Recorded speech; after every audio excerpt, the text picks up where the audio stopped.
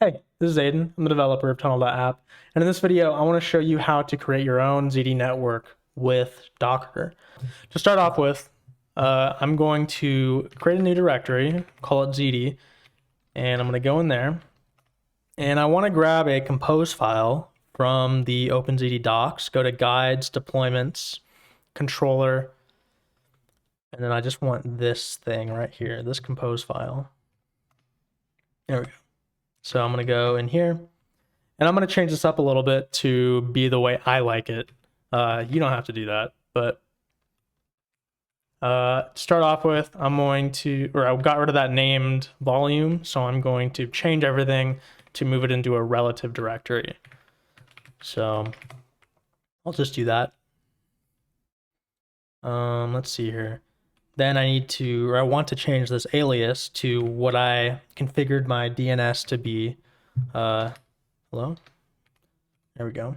So I configured my DNS to point this ctrl.zd.dev.ahop.dev domain at this VPS. So I just want the internal ZD network within Docker to also be able to reference that address as well and have it be consistent within the network. Okay, so now I want to change this ZD controller advertise address. So I'm going to change it to the same thing. Dev, ahop, dev. It's going to be the same thing as this alias here. The port. So I'm going to put a reverse proxy in front of my this, and then it's going to, based on the SNI or the host header in TLS, it's going to send it to the correct container, and we'll see how that works in a little bit, but I'm going to put it on port 443 within the network, and I'll deal with the ZD PWD variable later. Since I'm going to be within or accessing this with a reverse proxy, I'm going to get rid of ports. I'm going to expose it on port 443 within the Docker network, and that should be it for all the configuration I want to do for the ZD controller. Oh, I do need to create there it is. So I'm going to create a ZD password. I'm going to put it in this .m file, and the compose file will pull from this .m file for this password. So now the password's right here, and we're going to need that later, so I'm going to copy it. Or I guess it doesn't matter yet. So I'm going to bring it up, and I'm going to do pose logs-f.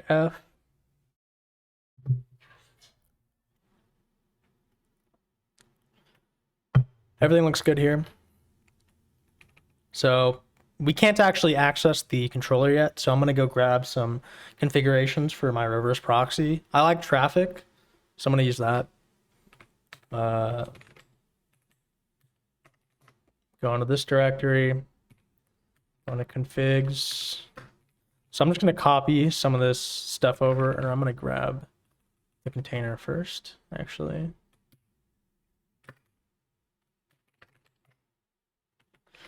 Grab the container. So there's a couple important parts here. The Traefik instance is within the ZD network, and I'm going to be putting my configurations within this configurations folder. And then we have the static Traefik configuration and the dynamic Traefik configuration here. We also have some Let's Encrypt, a Let's Encrypt directory for certs. And it's going to bind to port 443 and port 80. So that's all that's doing. So I need a configs directory now. We got nothing in there, so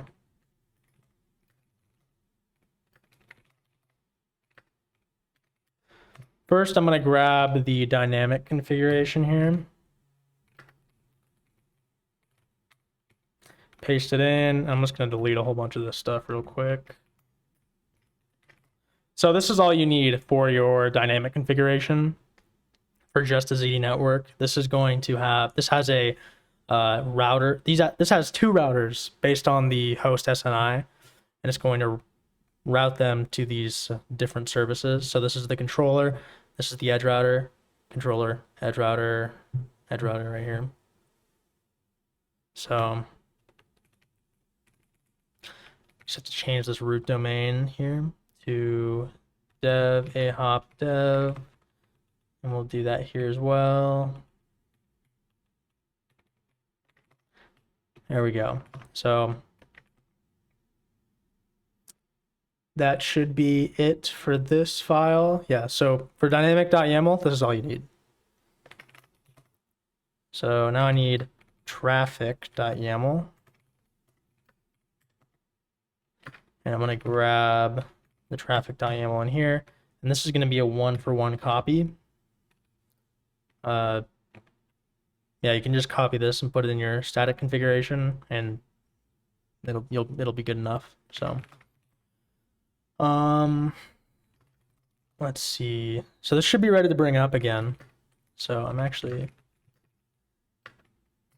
gonna take everything down, bring it back up, and now we should be able to connect to the ZT controller as long as everything registered correctly. So I'm looking for a service here. Yep. So we have ER1. ER1 doesn't exist yet as a container, but it will in the near future. But the controller is up. So now I should be able to come to Safari. ZT dev ahop. And this looks good. It means there's a server there. Cool. So this is what you would expect, or this is what I expect to see. Then we can go to the ZAC, which is just @/ZAC here. And if you remember that ZT password we made earlier and put in that .m file, I'm just gonna grab that. There we go. Paste it in here. And then we can see we're now on the ZT controller. Awesome. So while we're here, let's make a router. We're going to grab the enrollment token. Edge router. Download the JWT there and from this router's tab.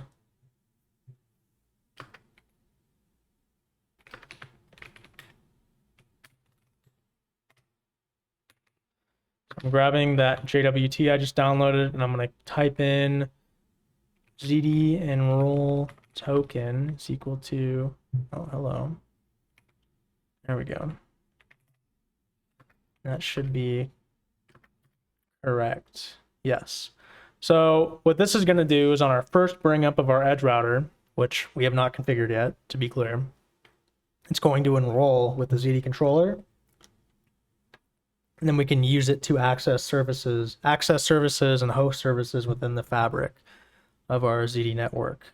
So now I'm going to go into the compose file and, well, actually not yet. Now we need to grab a different compose file.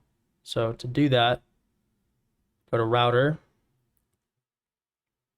And I'm actually just going to go to this website here and grab the contents of the services. And I'm just going to paste them into, it into the compose file we have here. Just go right here. Did I already have a Z? No. Okay. Let me make sure I didn't mess up anything up. Nope. Okay. So because I got rid of the name volume, I'm going to change that to data. And that's all for the name volume. Now I'm going to add myself a alias for the ZT network inside the edge router. I'm going to change the container to, did I do that up here actually? I did not. So on the ZT controller, I'm actually going to change the container to a different tag. You don't have to do this, but I like to.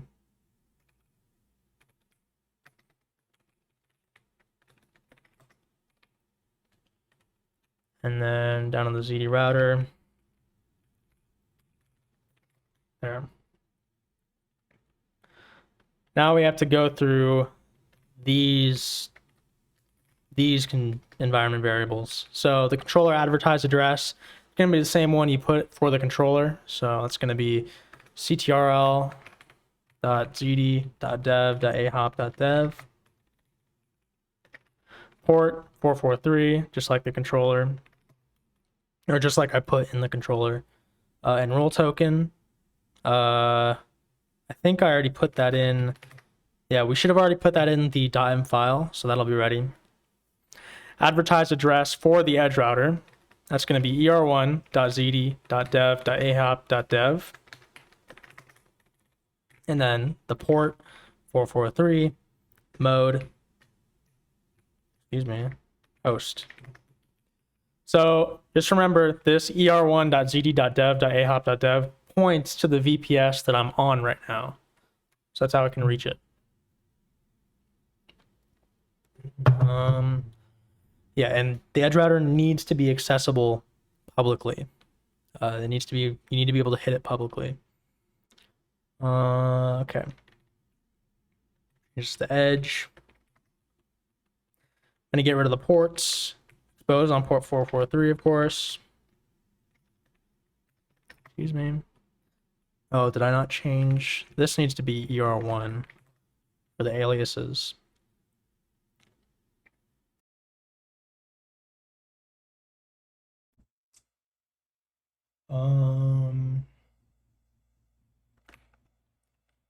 Is that it? Let me do a final run through to make sure I didn't mess anything up. And it doesn't look like I did. So now I'm gonna Docker compose down and Docker compose up -d, and then I'm gonna. Okay, it did enroll because I have my token.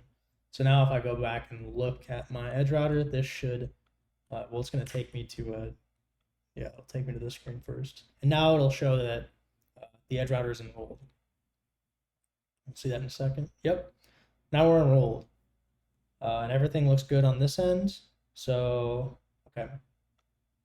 To use this edge router, we need to create some policies. And I'm going to create them just like the ZD people do in the quick start. So first, go to service router policies. This is the easiest way to make a policy. Or this is going to be like a catch-all policy, so all identities and all services can use it. So all services, it's just the name. Do all and all, and that's all we need there. Router policies, create one. Policy name will be all routers. Give it public and give it all.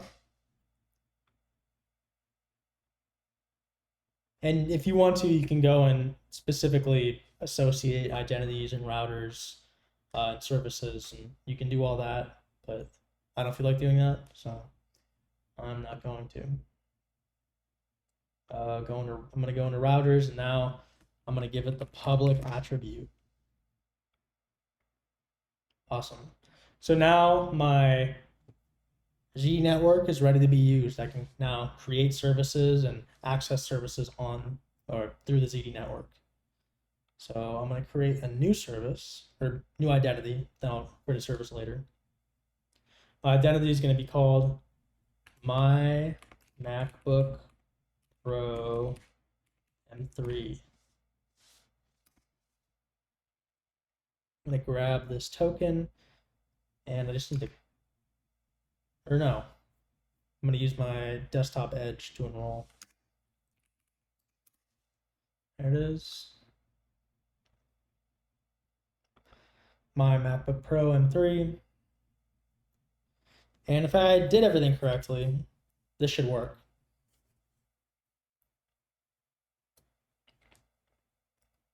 Awesome. Now we're in. This MacBook is enrolled within or with this ZD controller. So I'm going to create a service.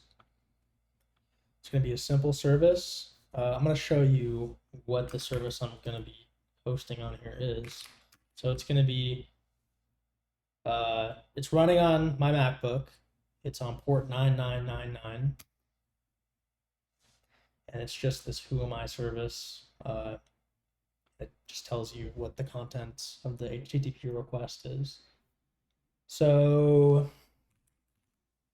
now I'm going to serve that service out through my ZT controller or network, I guess. Who can access the service? So it'll just be my MacBook Pro. The host name that it will be accessed on is whoami.service 480. My MacBook can host it. It's going to be this. That's where the traffic will be sent, and that looks ready to go. So if I didn't mess anything up, a dial and a bind service should show up in this service list here in a second. There it is. So now I can dial the whoami.service address, and it should send me here. So if I curl right here, colon 80, it will send me to that service, and I can actually just get rid of that because curl will default use HTTP. There it is. So hopefully that helped. Be sure to check out where is it? Be sure to check out Tunnel app. It's supposed to make using a ZT network super easy, and you can share services with others as well. So yeah, it'll give you a whole bunch of nice things to have, like service metrics, and you can easily share services and edit services and see exactly what the configuration is. So yeah, hopefully this was helpful. Have a good day. Bye.